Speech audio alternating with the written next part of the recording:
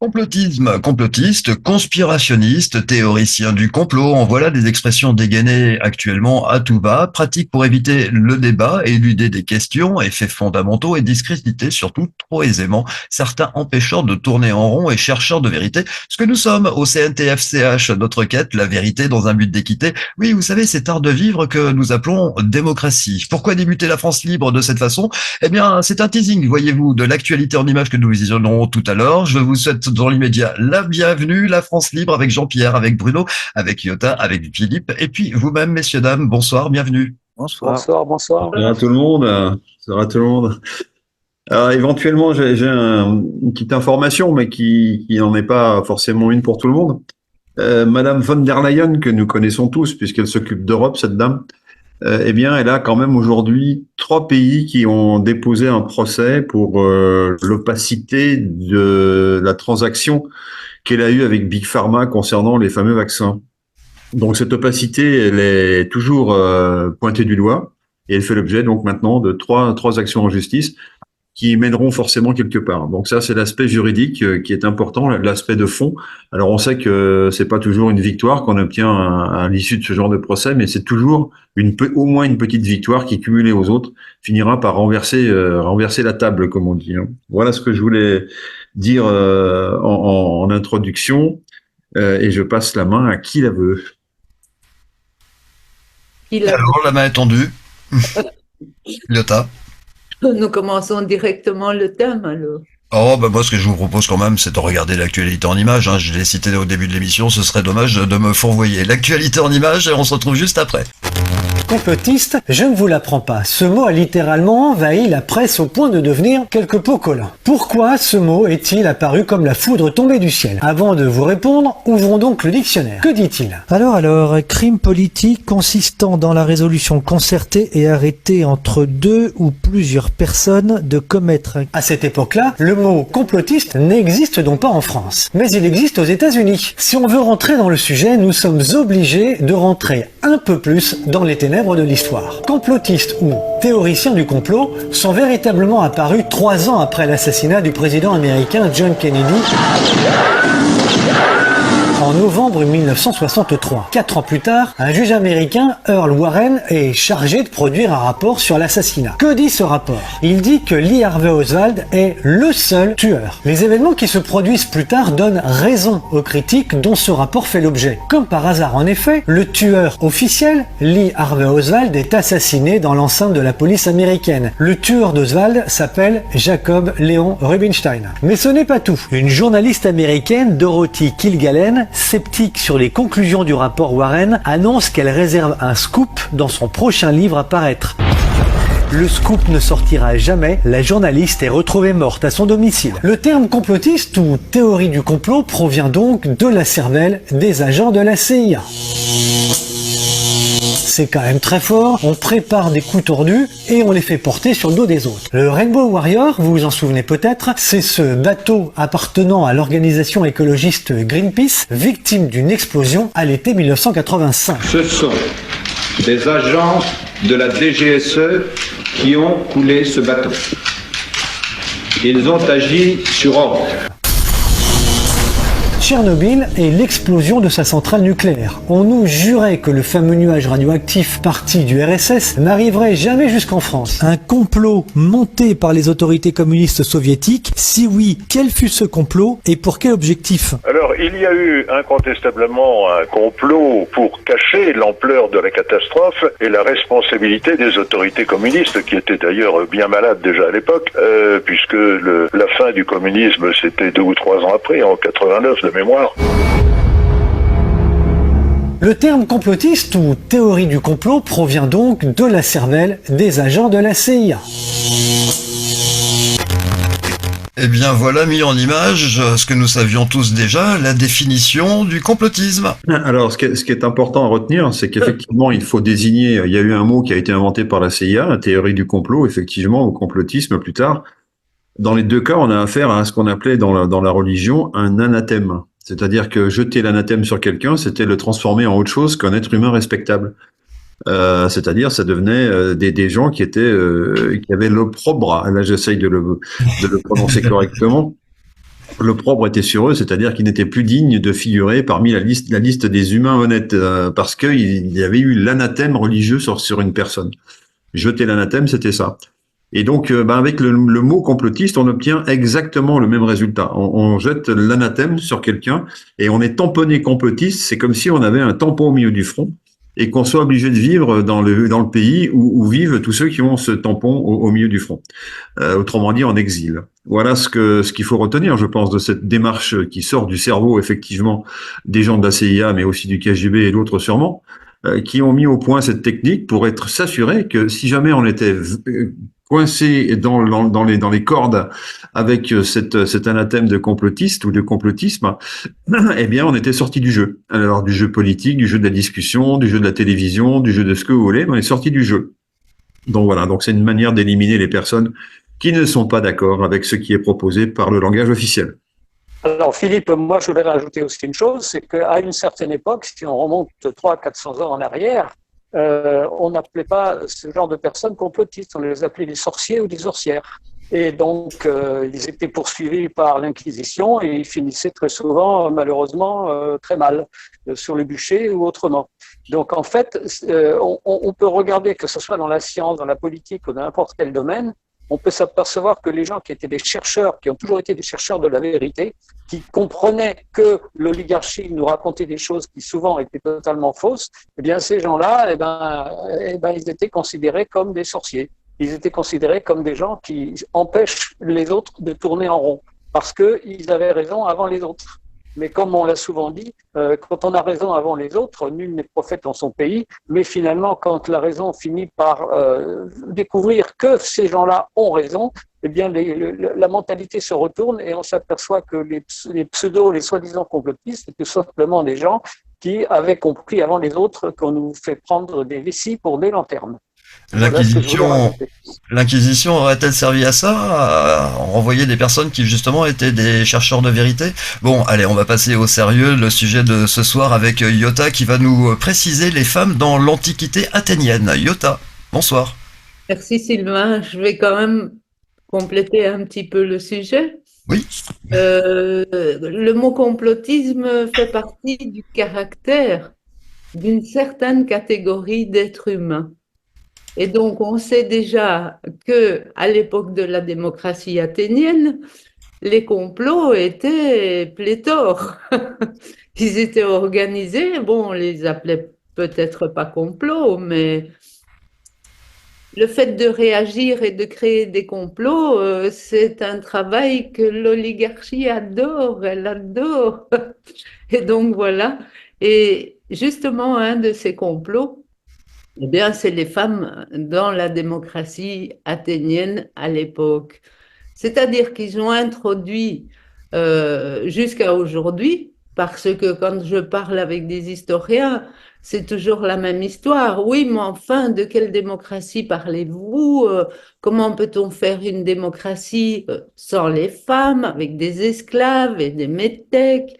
Ce ne peut être une démocratie.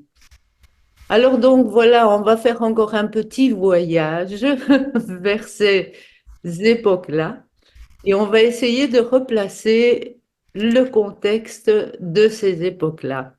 Bon, vous allez me dire, il n'y a pas grand-chose qui a changé aujourd'hui à ce niveau-là, mais malgré tout, il y avait quand même un contexte bien précis et il y avait des conditions qui faisaient que les femmes ne participaient pas de la même manière que les hommes dans l'activité démocratique.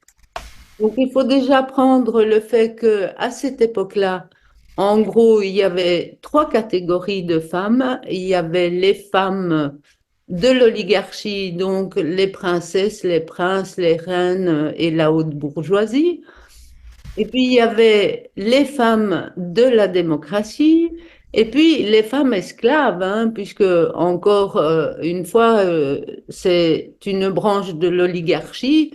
Et comme dans la démocratie athénienne, les deux systèmes cohabitaient parallèlement, ensemble, si vous voulez, donc on a à peu près ces 3 catégories. Donc, effectivement, les esclaves, les femmes esclaves existaient encore au tout début de la démocratie athénienne, c'est-à-dire à l'époque de Solon, hein. On parle maintenant de moins 600 avant Jésus-Christ. Alors, qu'est-ce qui se passait? Et d'abord, nous devons définir c'est quoi une assemblée du peuple dans la démocratie athénienne. Évidemment, nous avons deux assemblées à cette époque-là, c'est l'assemblée de la démocratie et puis nous avons à côté l'assemblée des oligarques. Et au niveau du territoire à Athènes, les deux postes ne sont pas très éloignés l'un de l'autre. Et donc voilà, on a ces deux systèmes qui cohabitent et on a le système oligarchique et démocratique avec des femmes qui ne participent pas à l'Assemblée du peuple. Mais pour quelles raisons elles ne participaient pas? D'abord, il faut définir donc l'Assemblée du peuple. Ça veut dire que à l'Assemblée du peuple, qui est vraiment très différente d'un parlement d'aujourd'hui ou d'une assemblée d'aujourd'hui, à cette époque-là, quand les hommes faisaient une assemblée, c'était pour s'occuper des communs, et donc que des communs. Et si quelqu'un parcourt un petit peu mon livre, il verra tout ce qui a été construit comme bâtiment, tout comme l'Acropole et le Parthénon qui est derrière moi. Et donc à cette époque-là, dans les assemblées du peuple, ils ne discutaient que des communs. Donc, des conversations techniques, combien d'argent allons-nous mettre là, quel pont allons-nous construire là, comment on va refaire l'acropole, toutes des conversations pratiques et techniques qui n'avaient rien à faire avec des idéologies. Ça, c'était le quotidien, donc le pratique. On construit des bâtiments, on fait venir l'eau dans nos maisons. Comment fait-on pour les guerres, puisqu'on a des guerres sans arrêt? Donc nous sommes dans une période où pendant une bonne centaine d'années, les Perses envahissent sans arrêt la Grèce par tous les côtés, puisque c'était leur entrée en Europe. Et donc on est dans un contexte où il y a des guerres. Et comme en période de guerre, même aujourd'hui, eh bien, les gens ont besoin de s'organiser. C'est-à-dire, on est obligé d'utiliser la complémentarité. Ça veut dire que si toutes les femmes à l'époque se retrouvaient à l'apnica, donc à l'Assemblée du peuple, eh bien, tout simplement, qui garderait les enfants, qui garderait les vieillards, qui garderait les maisons, ce serait impossible. Donc, il est tout à fait évident que c'est une affaire de temps. Ça ne fait pas partie du racisme, on pourrait dire entre parenthèses, parce que quand un historien me dit aujourd'hui, oui, mais les femmes ne participaient pas. Donc, il pointe un petit peu le côté raciste que les femmes n'avaient pas de droit. En fait, les femmes ne se posaient même pas la question, chacun s'organisait de son côté, il fallait s'organiser pour que les enfants grandissent, que les prisonniers blessés soient, enfin les prisonniers, je dis les blessés soient soignés, les vieillards aussi, que les maisons continuent, que les agricultures continuent. Et tout ça, évidemment, c'était sur le dos des femmes, puisque la plupart des hommes partaient à la guerre.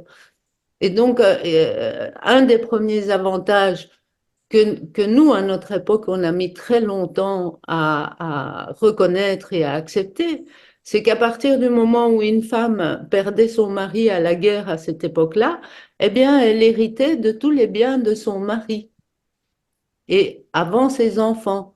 Donc, ça veut dire qu'il y avait quand même un équilibre entre les rôles partagés entre les femmes et les hommes. Et il n'y avait donc aucune raison, a priori, aucune raison valable pour que des femmes se retrouvent dans une assemblée du peuple, étant donné que dans une assemblée du peuple, à tes souhaits, Sylvain, que dans une assemblée du peuple, on discute des affaires techniques et des affaires d'architecture, d'ingénierie, de sciences, de tout ce qu'on a déjà discuté. Donc voilà, ça c'est évidemment une des raisons qui faisait que les femmes n'y participaient pas. Donc, il fallait équilibrer tout ça. Voilà, maintenant, si vous avez des questions, voilà. Oui, Bruno. Une question, Iota. Les femmes célibataires, elles pouvaient participer? Les femmes célibataires pouvaient même participer à la guerre. D'accord. Elles pouvaient participer à l'apnica, mais ça ne les intéressait pas. La seule chose qu'on tient, parce qu'on a quand même des déesses, on a Artémis, on a Athéna, qui sont deux déesses de la guerre. Et donc, eh ben, Athéna et Artémis, à l'époque de leur vivant, avant qu'elles ne deviennent des déesses, elles participaient probablement aux assemblées où l'organisation se faisait pour la guerre. Sinon, on ne les aurait pas affublées d'arcs et d'épées comme Athéna et des armures et tout ça. Donc, évidemment, l'histoire, elle va pas vouloir écrire ces choses-là. Il faut garder une séparation qui n'était pas mauvaise d'ailleurs à l'époque, hein, parce que ce qui primait par-dessus tout dans la vie, c'était la complémentarité. On devait se répartir les tâches. C'est ça qui était important. Alors les femmes libres, oui Bruno, les femmes libres étaient même assez libres que pour pouvoir y participer si elles voulaient un jour. Mais pour ne pas se faire ruer à l'apnica, et ça on le sait d'Aristophane, eh bien, elle se déguisait pour aller à l'apnica. Et donc voilà, on a quelques passages donc de femmes célibataires, célibataires. Euh, Très très rares étaient les jeunes filles qui restaient célibataires. C'est plutôt des femmes qui s'étaient mariées jeunes et qui avaient perdu leur mari à la guerre et donc qui se retrouvaient toutes seules et qui n'était donc pas obligée de se remarier, hein, absolument pas. Elle gardait la fortune du mari et elle s'occupait des enfants, des malades, des personnes âgées, tout à fait normalement. Voilà. Très bien. Question encore? Oui, ma question, est-ce que, certes, elle ne participait pas au débat, mais est-ce qu'elle participait au vote? Est-ce qu'il y avait un moyen de participer au vote quand même, ou ça les intéressait pas? Eh bien, comme on parle des communs, la conversation se faisait avec le mari à la maison. Et si le mari avait voté contre un projet dont la femme était pour, il recevait sûrement un coup de massue quand il rentrait à la maison. Donc, indirectement, les femmes participaient directement pour aller sur l'apnica. Eh ben, c'était toujours un peu difficile puisqu'il fallait quand même travailler la journée. Donc, et comme les votes se faisaient sur l'apnica dans l'Assemblée du peuple, eh bien, ça voulait dire que la femme devait quitter sa maison, ses enfants et tout pour arriver au milieu de l'apnica pour exercer des votes. Donc, c'était le mari, donc chef de famille, qui était chargé de transporter la voix de sa femme. Mais croyez-moi que quand elles n'étaient pas d'accord, ça se passait très très mal. On a des pièces d'Aristophane que ça vaut la peine de les lire pour comprendre à quel point les femmes intervenaient. Et là, j'ai une petite anecdote, si vous voulez. Donc, nous sommes à l'Apnica et tous discutent. Et là, évidemment, c'est entre 1500 et 6000 personnes. Donc, on a tous ces hommes, la majorité des hommes de la ville d'Athènes, puisqu'on parle d'une époque où ils sont 45 000, eh bien, les hommes discutaient pour faire la guerre, mais les femmes, elles en avaient marre que les hommes fassent la guerre.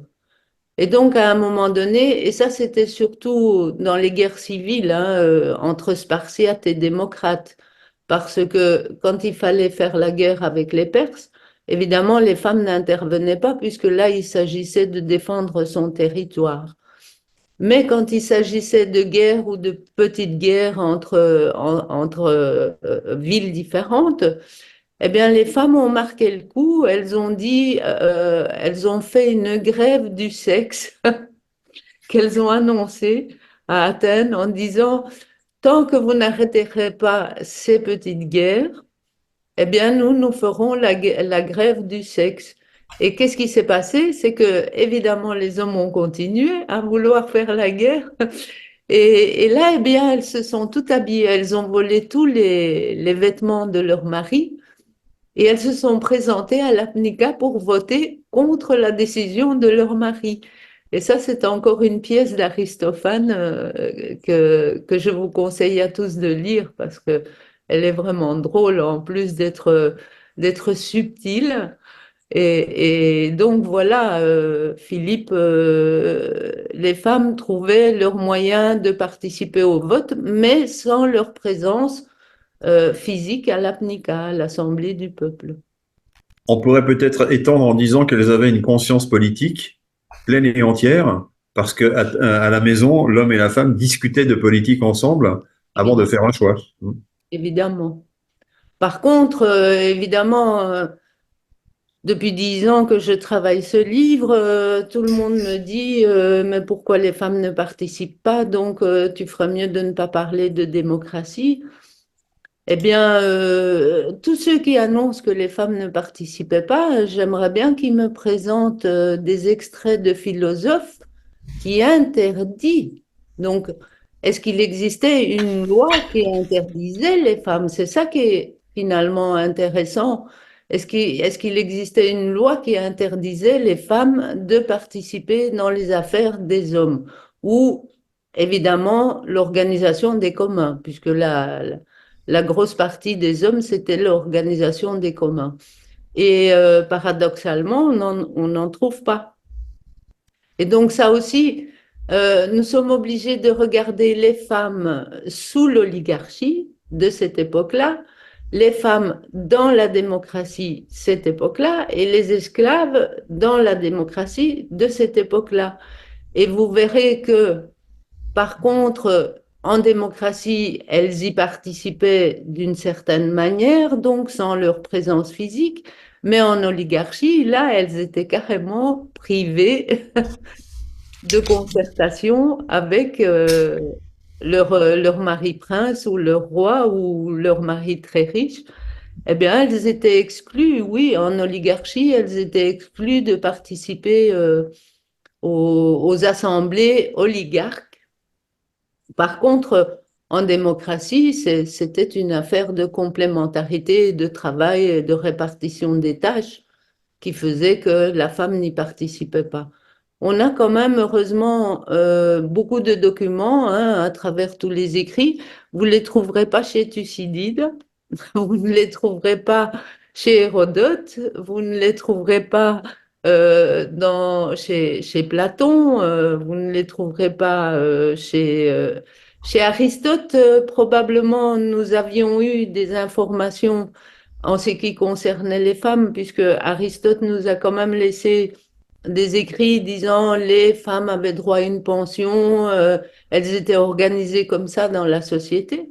Mais dans les écrivains oligarques, enfin pro-oligarques, on n'a pas. Et donc, qu'est-ce qu'ils ont fait les oligarques? Ils ont dit, pour cacher le fait que les femmes n'ont pas droit de participation au système oligarque, eh bien, on va dire que c'est les femmes de la démocratie qui n'ont aucune participation politique. Et là, évidemment, c'était un méga complot, Sylvain. Quand on parle de complot, là, c'est vraiment un méga complot. Et donc, c'est tellement un complot que jusqu'à aujourd'hui, on en parle encore de cette histoire. Personne n'est capable de regarder le contexte de comment se passaient les choses. Et donc, on accuse, on accuse, on accuse, et en fait, tous ceux qui accusent devraient porter un peu plus de preuves que c'était effectivement en démocratie, la femme ne participait pas. Moi, dans le livre, évidemment, je n'en parle pas beaucoup, mais j'ai un petit passage sur les femmes de la démocratie. Et donc, et de toute façon, la recherche que j'ai faite, c'est de regarder, par exemple, toutes les statues des femmes en Grèce. Donc, on a l'Aphrodite qui est la déesse de l'amour, qui est sublime. La femme est sublimée, le corps de la femme est sublimé. On a même une femme sublimée qui est représentée comme une guerrière. Donc, Athéna, qui a été déifiée suite à des guerres qu'elle a accomplies à l'époque de la fondation d'Athènes, donc on parle 3000 ans avant Jésus-Christ. Et donc, à cette époque-là, on sait que Athéna, c'est grâce aux guerres qu'elle a fait que le peuple a voulu la déifier, la sanctifier. Voilà, oui, Sylvain. Yota, j'aurais une question, s'il te plaît. Tu nous parles souvent de l'Antiquité athénienne avec ce livre dont tu es la traductrice, La démocratie assassinée d'Éphialtes. Maintenant, moi, il y a une chose qui me turlupine. J'aimerais savoir où se procurer le livre et comment. Merci Sylvain, la démocratie. Alors, je mets en général l'email en dessous de l'émission chez nous, en dessous de l'émission du canal CNT, d'ailleurs que je veux remercier du fond du cœur, évidemment, hein, que nous avons fait une belle équipe et que nous pouvons parler de ces sujets-là. Et voilà, et vous remercier pour la publicité du livre. Donc, le mail, c'est Zenia Fotiavis et vous le trouverez en dessous de l'émission. Et en général, en dessous de chaque émission, j'essaie de le souligner. Donc, vous envoyez un mail et c'est par là qu'on communique pour recevoir le livre partout dans le monde. Voilà, merci les amis. Je ne sais pas si encore une question. Oui, j'aimerais savoir, Iota, si la démocratie n'avait pas été assassinée, est-ce que les femmes auraient pu prendre toute leur ampleur dans la structure de la société, ou est-ce que c'est l'assassinat de cette démocratie qui a en fait coupé l'herbe sous le pied des femmes? Merci, Iota, de répondre. C'est-à-dire, Jean-Pierre, que c'est effectivement, on n'a pas eu le temps vraiment de constater le travail politique de la femme, puisque la démocratie n'a duré que 140 ans réellement, hein, avec chacun tous ses droits. Bon, c'est une période de 300 ans, mais on est parti donc avant Solon moins 600 d'une période où tous étaient esclaves et que Solon a permis de libérer un petit peu, et puis Clisthène a permis un demi-siècle plus tard, a permis aussi de libérer un petit peu. Et donc, juste, sans compter le fait que, évidemment, l'oligarchie, elle attaquait la démocratie tout le temps. Donc, on n'a pas eu vraiment